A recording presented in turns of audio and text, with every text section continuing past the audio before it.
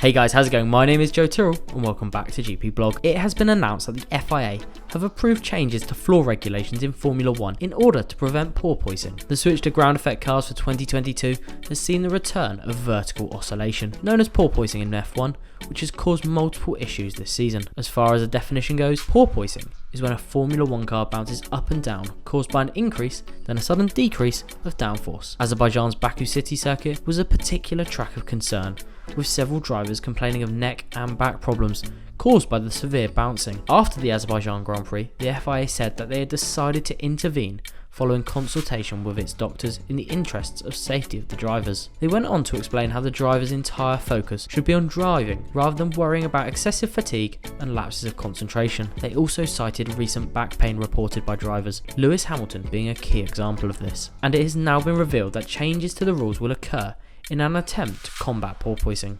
So what are these changes? Well, from the Belgian Grand Prix at the end of August, the FIA will monitor the porpoising issues and will enforce changes to the stiffness requirements of the underfloor, plank and skids. This means bye-bye flexi floors. Then for 2023, the FIA are hoping to stop porpoising altogether by raising floor edges by 15mm. In addition to this, the diffuser throat height will be raised and the diffuser edge stiffness will be increased.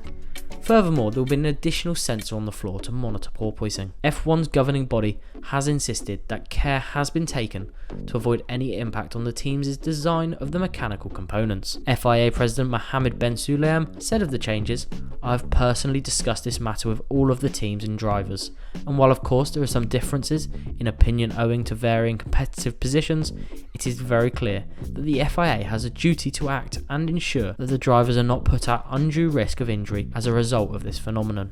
So have Mercedes played a role in these changes? It may seem ludicrous to suggest, but Mercedes may well have put pressure on the FIA to make these changes because it certainly helps them. Of all the teams on the F1 grid, the Mercedes AMG team have suffered from porpoising the most during the season, with their issues at Baku very worrying. Of course they want to protect the safety of all their drivers, but reducing the speed of their car would have realistically reduced the impact of porpoising, but it seems they weren't willing to make that sacrifice, which in their position is understandable. Mercedes arguably forced the FIA to remove Michael Massey from his position as race director, and although I don't think the FIA had another choice, they do have previous with the governing body. After Lewis Hamilton went on radio silence after the final race at Abu Dhabi, it was clear Mercedes wanted Massey out, and it became apparent it might be Massey or Hamilton in 2022, and the FIA couldn't risk losing the sport's biggest star. So with Mercedes struggling with porpoising in 2022, this is certainly a case that they forced the FIA's hand. Red Bull team boss Christian Horner has even said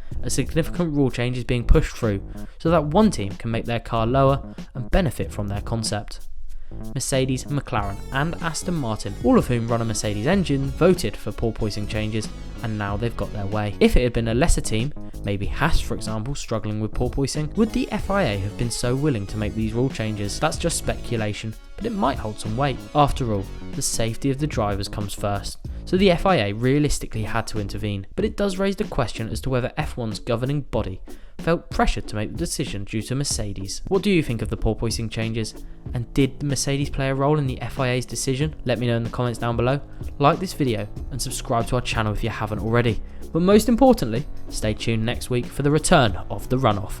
Until then, I'll catch you next time.